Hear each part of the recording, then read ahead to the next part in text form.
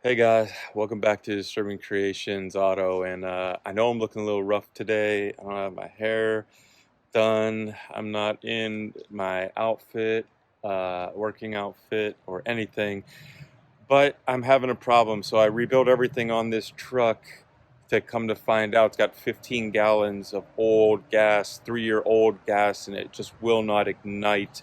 I keep pumping it into the throttle body to try to get the car to ignite, and it pumps so much gas in when it finally ignites, it shoots a flame out the top of the intake, and that's just dangerous, and we can't have that. So I am going to show you how to get the gas out of your tank very cheap without having to drop the tank, so you can do this on but I'm going to show you right now how to use this little pumpy thing to get all the gas out of your car so you don't get stuck like we did.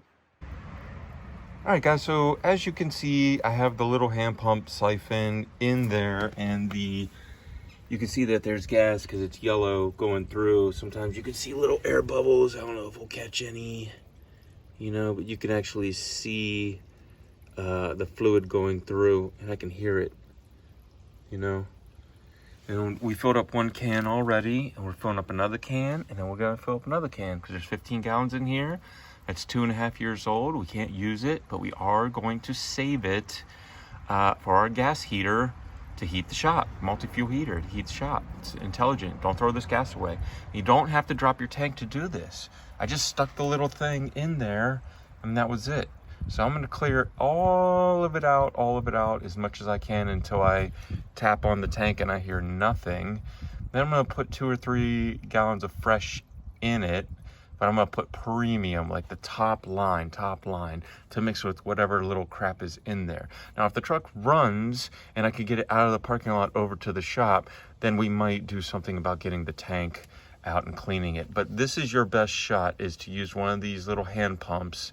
And you got to make sure that the pump isn't higher than the line, and the pump is not lower than the line on this side. It has to kind of like float in the middle, or you're never going to catch it. I had too much of the line in, and this was high, and it wouldn't do it. I don't know why, the suction or something.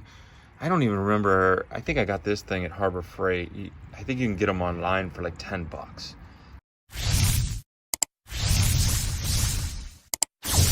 $10, this is way easier. Now, I know a trick as well. If you have a newer car and you can't get through here because it's got a graded thing on it, you can go underneath to where the fuel, see where that fuel comes in. So it goes into that pipe right there, and that pipe goes over to your tank, and there's a worm clamp on it. Now, if you can't get it out from the top, you open up that worm clamp right there, pull the pipe, the rubber hose off of your tank. So this is the gas tank, you see it? The gas tank. That goes into the gas tank. You're gonna pull it off the gas tank. You're gonna stick your rubber line, if you can't get it in there, you're gonna stick it down here, and then you're gonna siphon the gas out from there. Then just make sure when you pull the line out that you put the cable, the hose back on the tank and clamp it correctly so you don't lose any. Also, you don't want to get any air. If you don't put the clamp on tight, you don't want to get any air suction going through there.